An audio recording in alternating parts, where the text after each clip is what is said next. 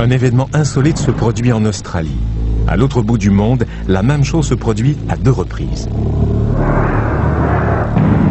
Coïncidence ou manifestation de l'au-delà?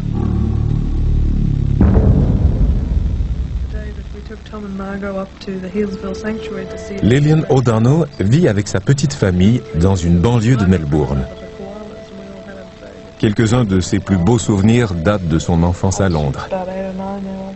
À cette époque, elle habitait la maison voisine de celle du peintre Tom Robbins et de sa femme Margot.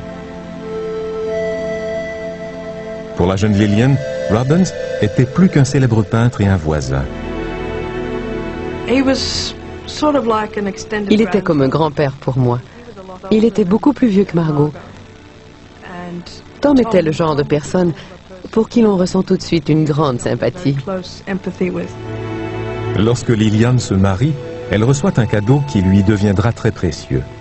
Une aquarelle de Tom Robbins représentant la campagne anglaise qu'elle avait toujours aimée.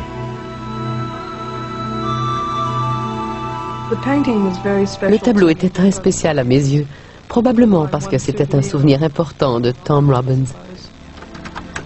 Lillian et son mari déménagent ensuite en Australie et elle garde le contact avec Robbins et sa femme. Le peintre et elle échangent régulièrement des lettres et des photos jusqu'en décembre 1989. C'est à ce moment que Lillian apprend que son ami souffre du cancer.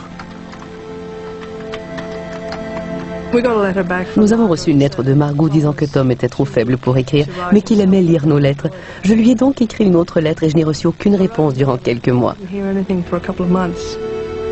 Mais Lillian a ses souvenirs et le tableau de Robbins est toujours accroché au mur de sa chambre à coucher en février 1990.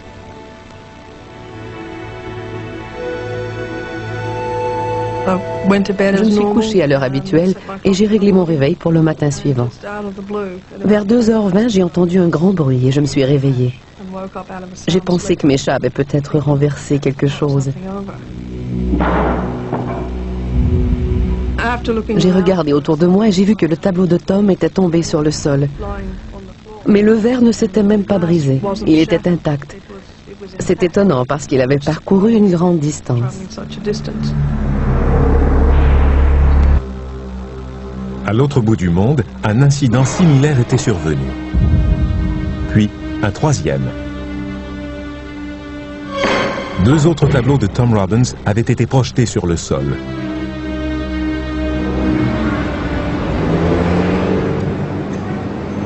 Il est 15h20 à Londres. Les Londoniens vaquent à leurs occupations habituelles et ici, dans la banlieue nord d'Islington, à la résidence des Robbins, des incidents vont marquer la famille pour toujours. Des incidents que personne ne pourra jamais expliquer.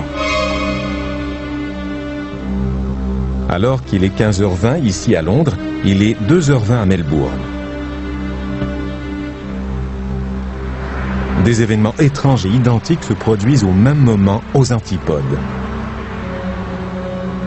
Ma sœur nous a écrit pour nous dire que la fille de Tom avait vu un de ses tableaux tomber du mur et que la même chose s'était produite chez sa mère.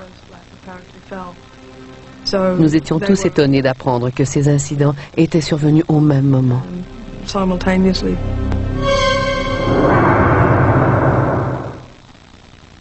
Le dénouement de cette série d'incidents étranges est survenu lorsque Tom Robbins a fini par perdre son combat contre le cancer ce même jour. Il est décédé à l'hôpital à 15h20, 2h20 à Melbourne. Lorsque j'ai vu que le tableau était tombé du mur, j'ai eu l'impression troublante que Tom était mort et que c'était sa manière de nous dire adieu. Il était à l'autre bout du monde et c'était le seul moyen qu'il avait de m'informer de son décès.